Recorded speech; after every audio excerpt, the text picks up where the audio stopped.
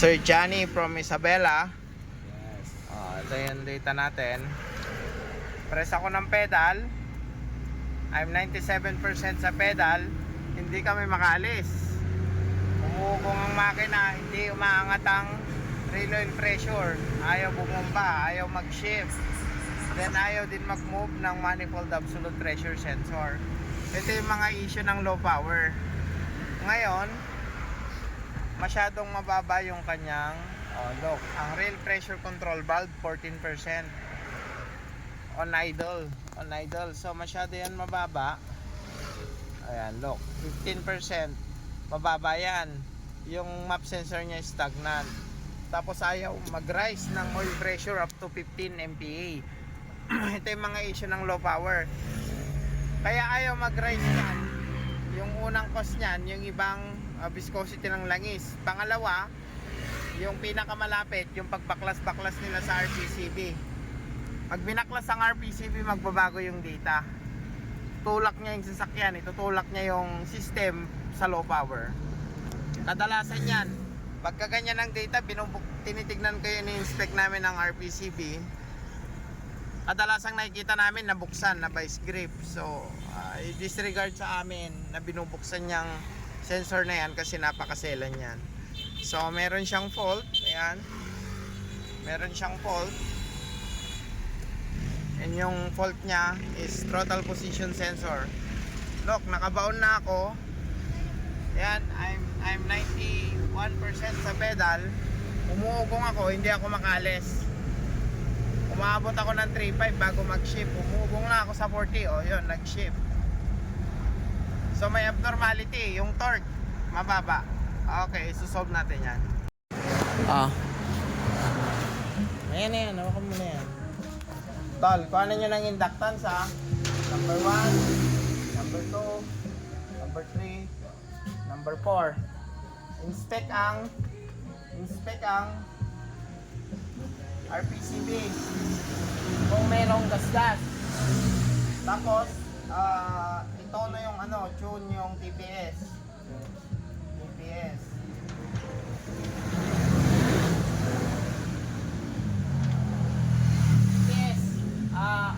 fuel temp sensor sira, nakatanggal sa socket. Tapos map sensor, inspect 32 lang. Dito sila map sensor. Ang reading niya 32 lang, 32 non-moving. O yan, makikita niyo na yung problema. Map sensor, okay, pedal, tono. Yan, makikita niyo na yung problema dyan. So, na kayo. Ayaw mag-rise ng oil papunta sa 15. Ngay? 15 MPa rather. Pinagkasta ito ko ano. Okay. Okay. Duwan. Two. Okay.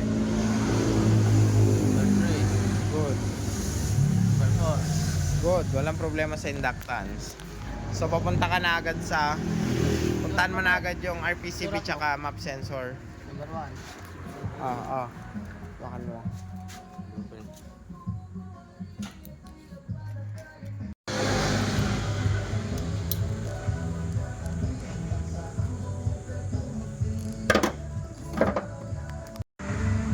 Ayan, pakitanggal. GM, pakitanggal yan.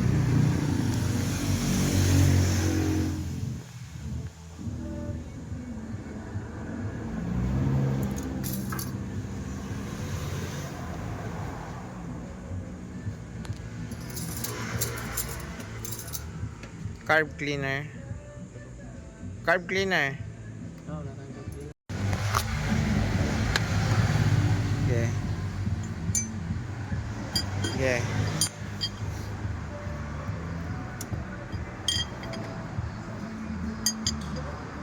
Para makapag-intake manifold na rin tayo. Intake manifold cleaning.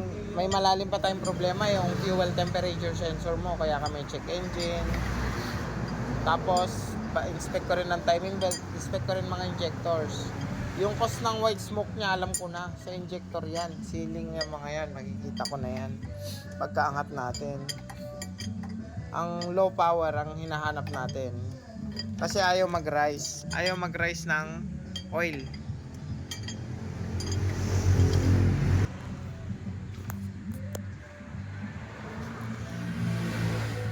So with Sir Johnny from Isabela, ha. There you go. Binili niya ng 400 ng trooper. Ang swerte.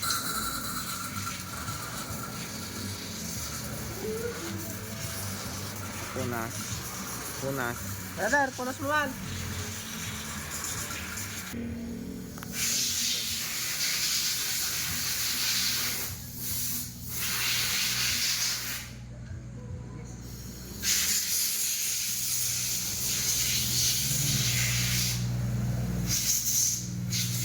Gel, linisan lang natin. Ito, hindi scratches yan, Ber. Okay, linis. Tusok dyan, linis bilang carb cleaner. Okay. So, ito na siya. Walang laman, oh. Palit tayo ng socket. So, ito na siya. Step 1, 2, 3, 4, 5, 6, 7, 8, 9, 10. 9, 8, 7, 6, 5, 4, 3, 2, 1. Okay na. So nakakabit na. Nasa yung map sensor mo. Ayan, so kinabit. So nagka 100 kPa. So that's normal now. Okay. RPCB pa check. Kung nilinisan mo, kakabit na natin yan. Nilinisan, tignan natin. Okay. Sa video, para makita natin kung may boost. Okay, start. Testingin natin ngayon. Bumapang na yung power. Baba mo, baka pwedeng i-test drive. Ito, test drive ulit natin. So, medyo lumalaban na. Kita natin. Wala talaga sirang map sensor nito. Nag-30 to ulit. Nag-30 to ulit siya. So, nasa DTC natin, wala.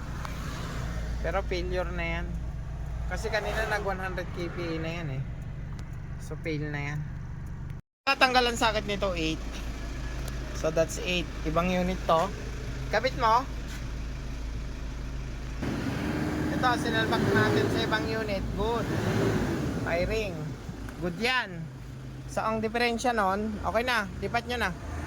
So, 32, nagpalit na tayo ng map sensor. So ang problema niyan, wiring hanggang computer. Patay na. Alam ko na. Problema. Sunog ang ECU. Deform na ang board. Maluktot na. Kita natin. Map sensor mataas na. Sana hindi magbago. Sana nga. Perfect. Look. 100, 2,000 RPM. Nawala na yung low power. Grabe, 100 years na. Sumisigaw yung sasakyan mo, sir. Galing mo, sir. Galing na. From Isabela. Wala ka ng kano. Ang aayusin na lang natin ngayon yung kanyang BMS. Like mga hoses. Yan. Like mga hoses. At saka what they call that, chains oil. Ayan, kasi ang nangyari, ay putang ina, meron talaga. Computer ka talaga. Ayan, bumagsak na naman, oh. Nag 32 na naman, oh. Ang may diferensya talaga computer. Tignan mo, papalitan natin ang computer box. Wala na naman to.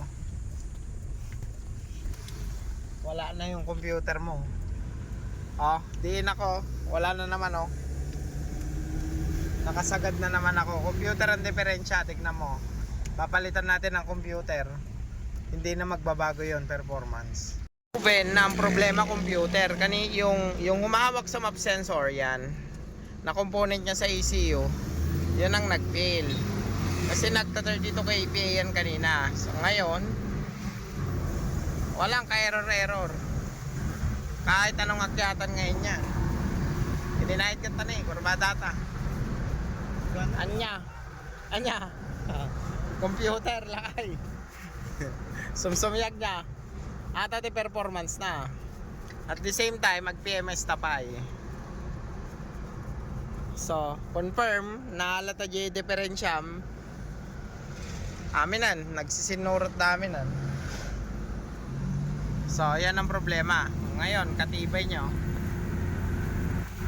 Papasok ka na lang basta. Okay, that's it. Proven.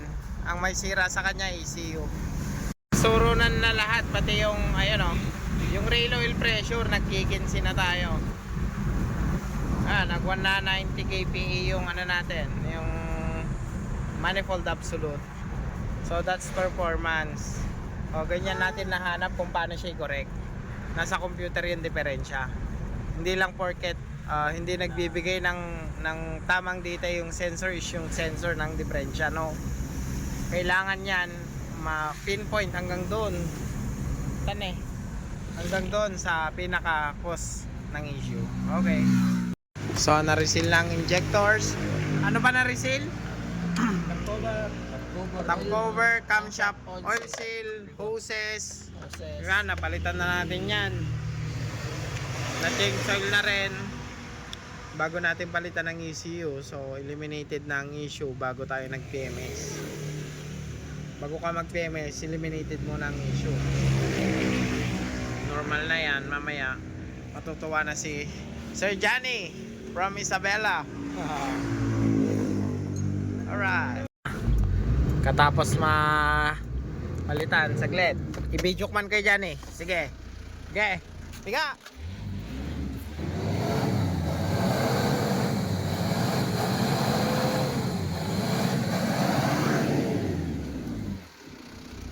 Awan ni mission mo.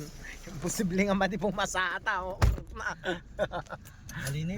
Malinis. So, Sir Johnny from Isabela. Ayan, ang arangkada niya. Ganda ng shifting.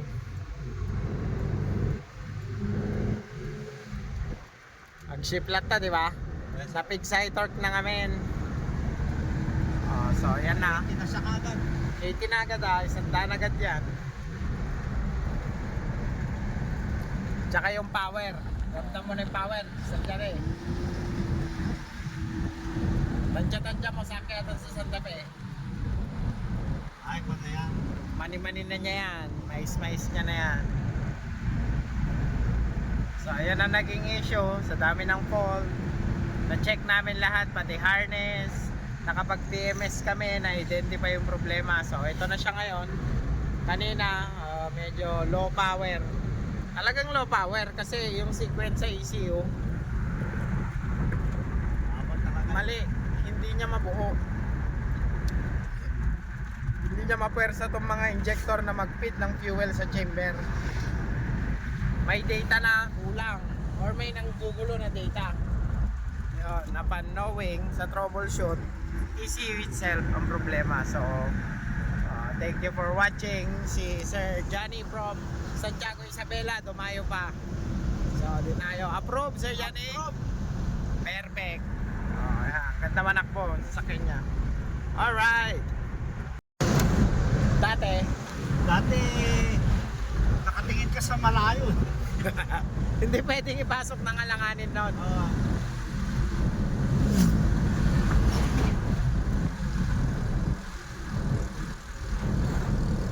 Ayos na. Sakyatan yan, Sir Johnny. Okay na. Ayos. Haba. Sarap lang ihataw. Okay.